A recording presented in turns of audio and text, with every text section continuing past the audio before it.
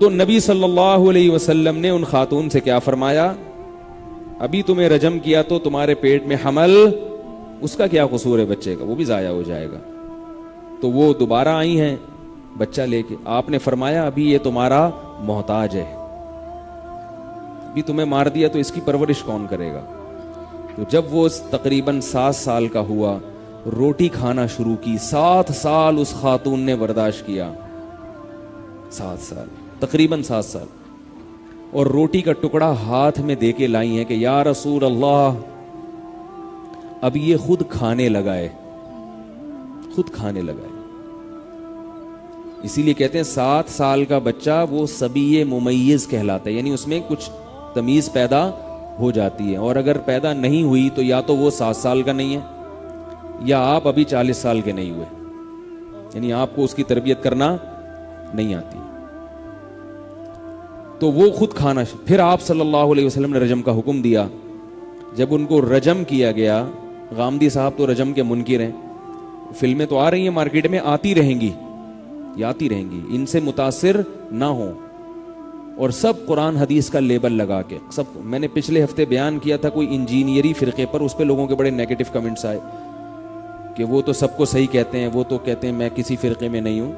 ان کا جو بات چیت کا اسٹائل ہے اس میں علماء پہ طنز ہوتا ہے، طنز ہوتا ہے.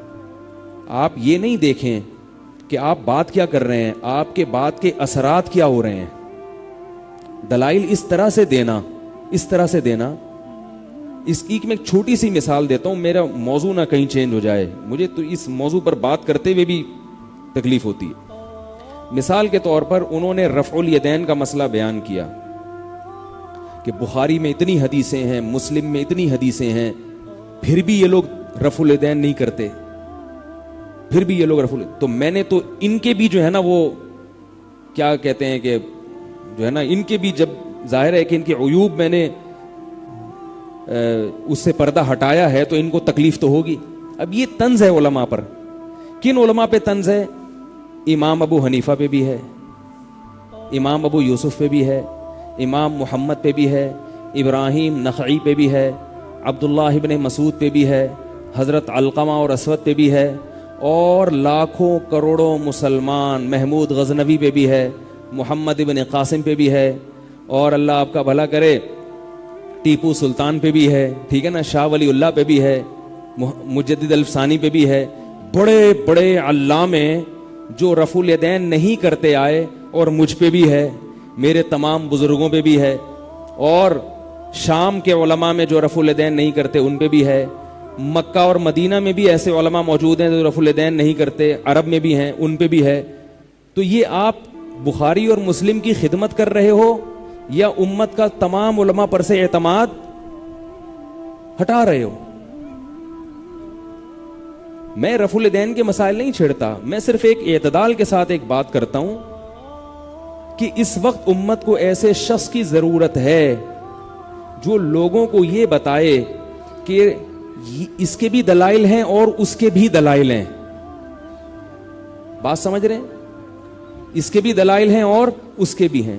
دونوں قسم کے دلائل میں صدیوں پہلے بحث مکمل ہو چکی ہے.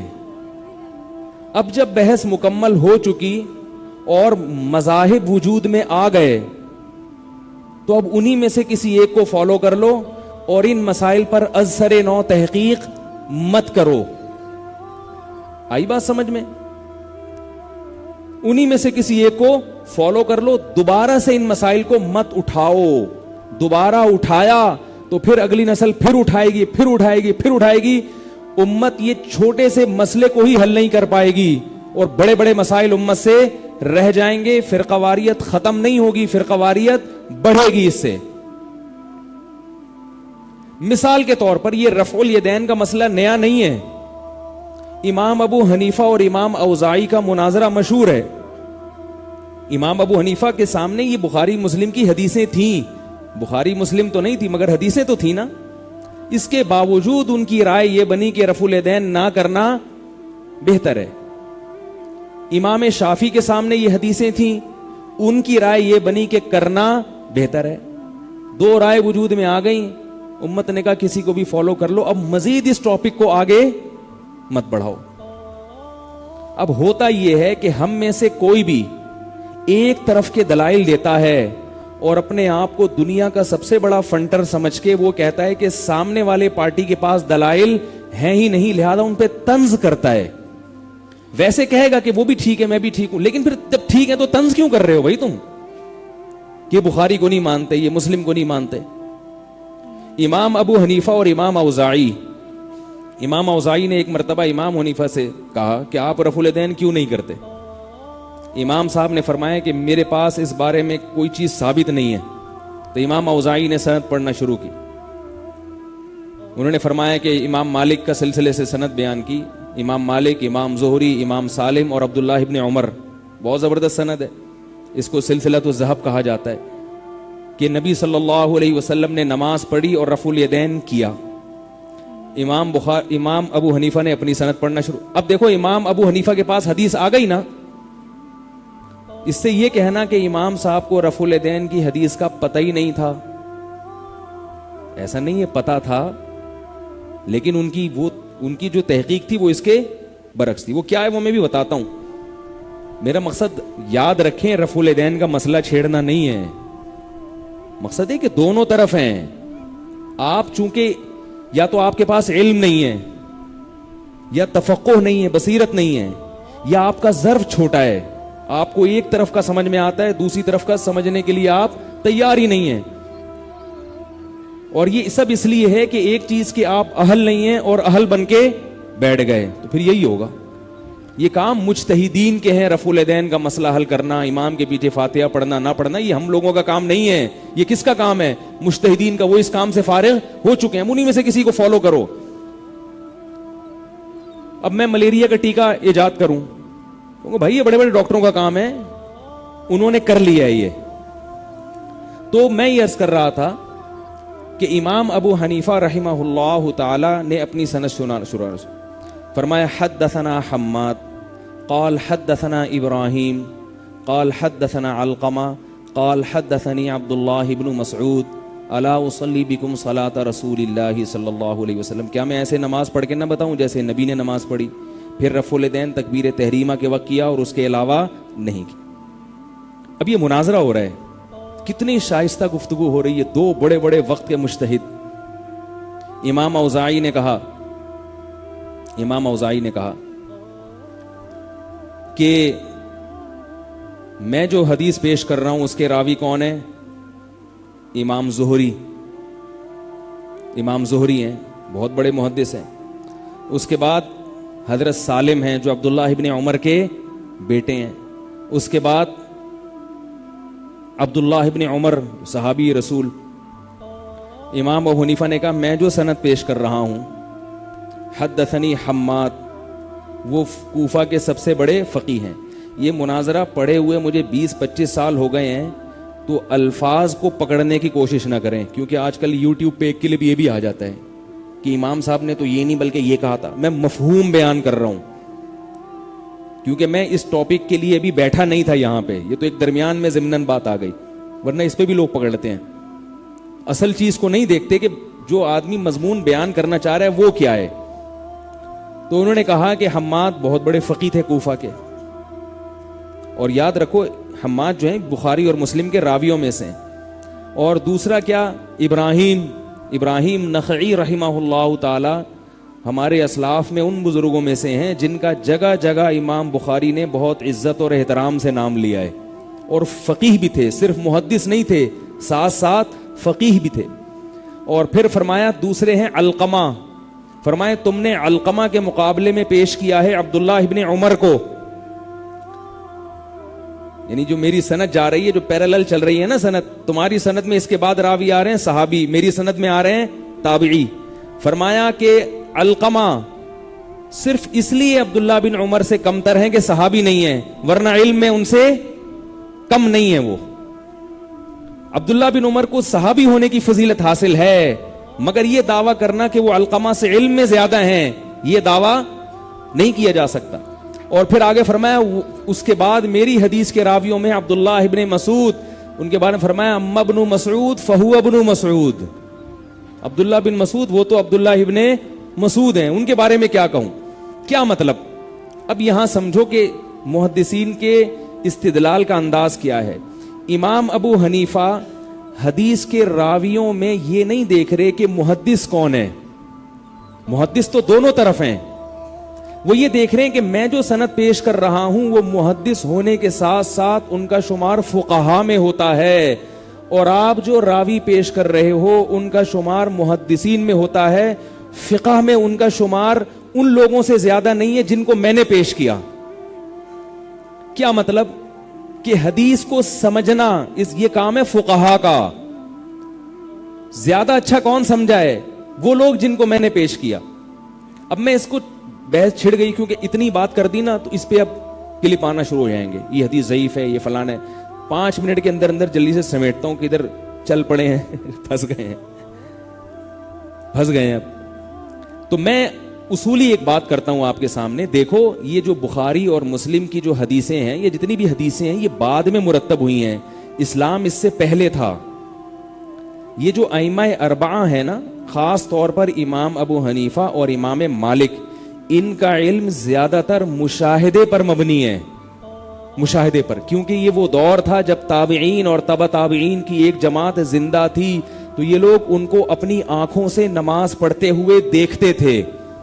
ان کو پتا تھا کہ یہ کون سی نبی کی نماز ایسی ہے جس کو فالو کرنا ہے اور کون سی نماز ایسی ہے جس کو فالو نہیں کرنا. بات آ رہی ہے سمجھ میں؟ ابراہیم نخعی بہت بڑے بزرگ ہیں, بہت بڑے محدث ہیں. ان سے کسی نے وائل ابن حجر رضی اللہ تعالیٰ عنہ کی حدیث سنائی رفع الیدین کرنے والی.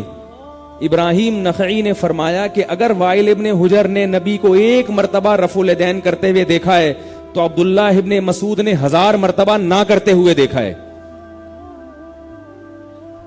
لہذا میں کس کو فالو کروں گا اس میں؟ عبداللہ ابن مسعود کو. اب لوگ جو اعتراض کرتے ہیں ہم پر, یا امام ابو حنیفہ پہ گویا کہ طنز ہو رہا ہے, وہ اعتراض یہ ہوتا ہے کہ رفع الیدین کرنے کی حدیثیں زیادہ ہیں, نہ کرنے کی حدیثیں بہت کم ہیں. آئی بات سمجھ میں؟ تو یاد رکھو, کرنے کی حدیثیں زیادہ اس لیے ہیں کہ جو چیز کی جاتی ہے اس کو بیان کیا جاتا ہے, جو چیز نہیں کی جاتی اس کو ہائی لائٹ نہیں کیا جاتا. نبی نے جب رفع الیدین کیا صحابی نے بیان کر دیا, جب نہیں کیا تو اس کا تذکرہ نہیں کیا. بات آ رہی ہے سمجھ میں؟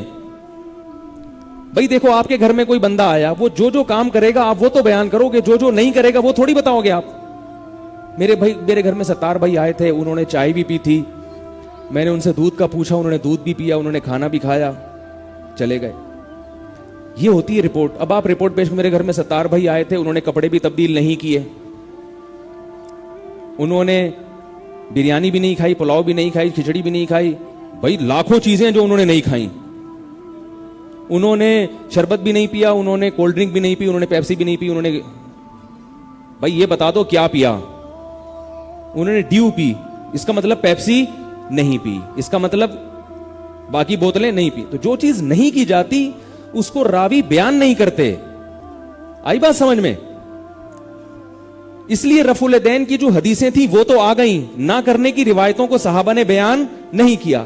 اب سوال یہ پیدا ہوتا ہے کہ پھر امام ابو حنیفہ کو پتہ کیسے چلا کہ نہ کرنے کا عمل زیادہ ہے, کرنے کا عمل کم ہے؟ یہ پتہ کیسے چلا؟ اس کا قرینہ کیا ہے؟ اس کا قرینہ صحابہ کا عمل. صحابہ میں زیادہ تر صحابہ رفع الیدین کے بغیر نماز پڑھا کرتے تھے. میں اس موضوع پر بہت لمبا جاؤں گا نا تو پھر وہی بحث, گل ویلے دی تے پھل موسم دا.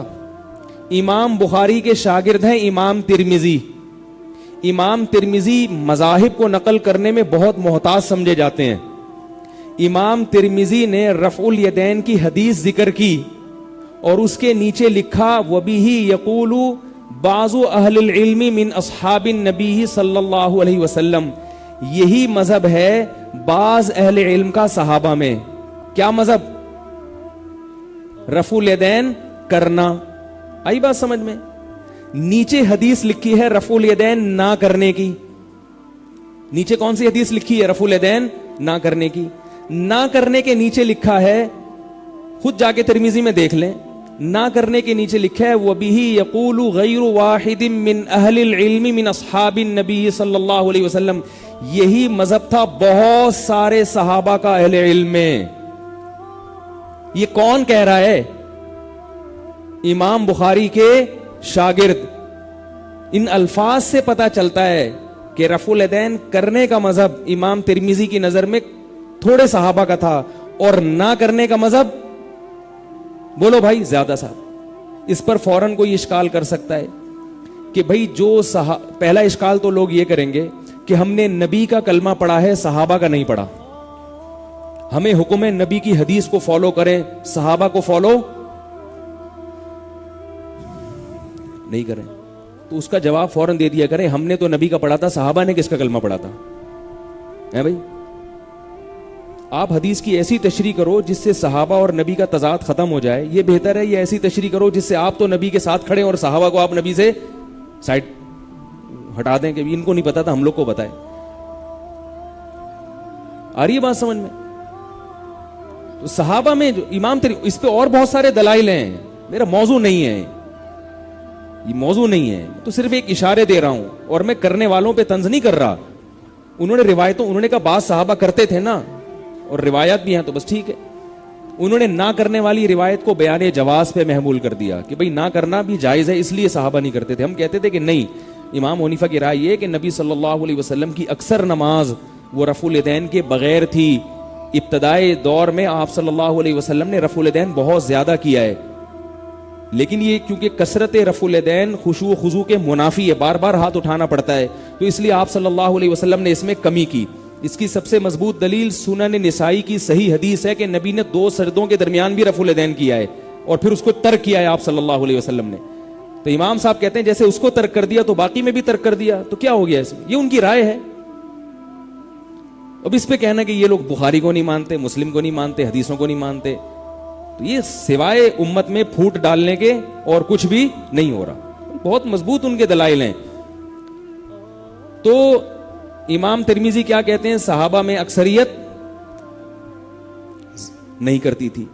अब नहीं करना ये इसकी अलामत है कि रसूलुल्लाह सल्लल्लाहु अलैहि वसल्लम का रफुल यदैन ना करने का अमल ज्यादा था, करने का अमल कम था। हाँ, मैं इस पर इश्काल कर रहा था। बाज लोग ये इश्काल कर सकते हैं कि भाई हमने कलमा किसका पढ़ा है? नबी का, सहाबा का नहीं। तो उसका जवाब है कि सहाबा ने किसका कलमा पढ़ा था?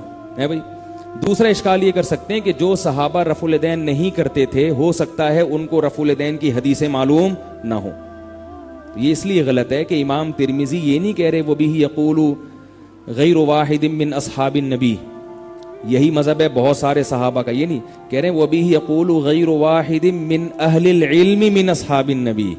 सहाबा में जो उलमा थे उनमें बहुत सौ का ये मजहब है। तो क्या उलमा को नबी की नमाज नहीं पता होगी? जो सुबह शाम नबी जो नमाज पढ़ रहे हैं रफुल यदैन से पढ़ रहे हैं कि बगैर रफुल यदैन के पढ़ रहे हैं? क्या सहाबा को ये इल्म नहीं होगा